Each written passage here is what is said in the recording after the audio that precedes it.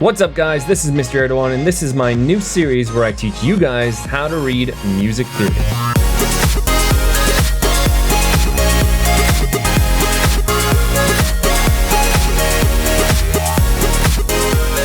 So in this lesson we're going to be talking about the very basics of learning how to read and write music theory. And the way I always start teaching how to read music is with my favorite food, pizza. Now, did you know my favorite topping for pizza is broccoli? Yep, all my students know that my favorite topping for pizza is broccoli. What's your favorite topping? Let me know in the comments below. Anyways, right now you must be saying, what does pizza have to do with music theory? Well, it doesn't exactly, but it'll help us learn music theory, and I'll explain how in a moment. So let's start by cutting up this pizza and then think about some basic fractions and how we would name each slice. Okay, so here we have a pizza cut into 4 slices. Now when you cut anything into 4 equal pieces, each of those pieces, no matter what you're cutting up, would be called a quarter. So that means we have 4 quarter slices of a pizza. Now let's think about what would happen if we cut our pizza into 2. So if we cut anything into 2 equal pieces, each of those pieces would be called a half. So in this case, we would call each of these pieces half of a pizza. But what if we don't cut our pizza up at all? What word would we use to describe this amount of pizza? Some of you may call it a full pizza, but we aren't going to use the word full.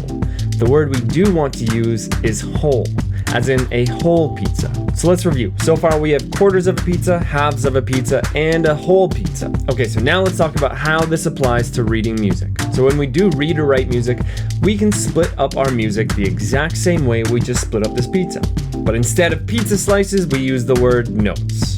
Now the word notes when reading music can mean a couple different things. Sometimes when we say notes, we're talking about playing a high pitch sound or a low pitch sound, or sometimes we're talking about how long to play those sounds for. So for now, we're going to be talking about the meaning that tells us how long we're playing for. So what we have to learn to be able to understand notes are these symbols. And each of these symbols tell us to play our notes for a different length of time. And if you look at the symbols, they're usually some kind of ball with a stick attached to it or a hook on it or something like that. And as time goes on, you'll start to remember what each of them mean. Some tell us to hold our sounds for longer, and some tell us to hold our sounds for a shorter amount of time. And so reading music is all about learning how to read these symbols. This may seem tough at first, but eventually you start to remember what each of them mean, and it gets easier and easier as you continue to practice. So make sure you stick with it and keep watching these episodes and you'll do just fine. So as I said before, we're talking about notes that tell us how long to play our sounds for. And the way we measure time in music is with beats. Beats in music is kind of a weird concept to understand in the beginning.